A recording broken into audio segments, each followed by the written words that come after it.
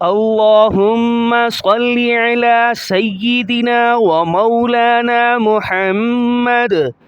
تختی نمبر 11 چل رہی ہے اور اس تختی کے اندر یہ بتایا جائے گا کہ ہجا رواں کیسے پڑھتے ہیں اور قلقلہ والے لفظ کون سے ہیں، حروف حلقی کون سے ہیں، غنہ کب کیا جاتا ہے کب نہیں کیا جاتا، یہ ساری صورتحال ساری کنڈیشن آج کے سبق میں بیان کی جائے گی۔ غور سے سنیے گا، انشاءاللہ بہت فائدہ ہوگا۔ تو شروع کرتے ہیں، بسم اللہ الرحمن الرحیم۔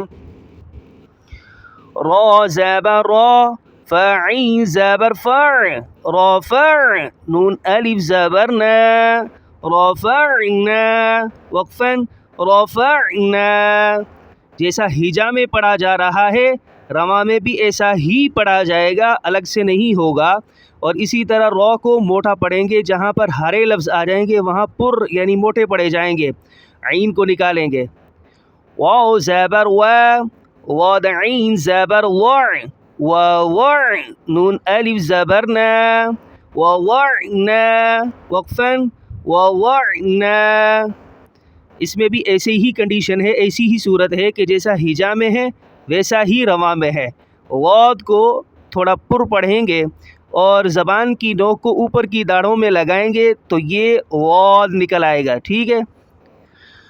نون تو پیش نطق، فا زبر فا، نطق فا، تا دو زیر تین، نطق فاتین، وقفاً نطفہ، وقفاً نطفہ۔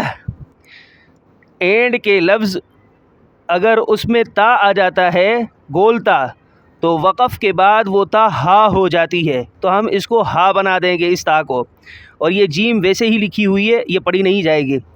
اور یہ تو ایسا رنگ جب آ جائے اسے قلقلہ والے لفظ کہلاتے ہیں۔ یہ قلقلہ والے، قلقلہ 5 حروف ہیں، قطب جد، قاف تو با جیم دال، اور اس کے ادا کرنے کی صورت یہ ہوتی ہے کہ ان کو ادا کرتے وقت پر بھی پڑھا جائے گا اور جھٹکے کے ساتھ ظاہر کر کے پڑھا جائے گا۔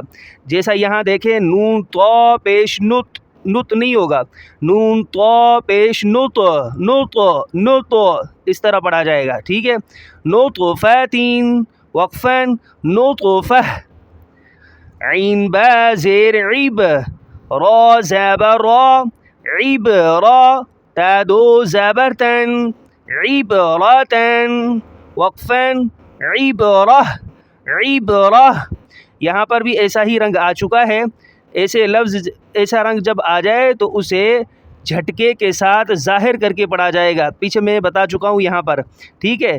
تو یہ عیب راتن نہیں ہوگا بلکہ عیب، عیب، با کو ظاہر کریں گے جھٹکے کے ساتھ، عیب راتن، وقفاً عبرہ۔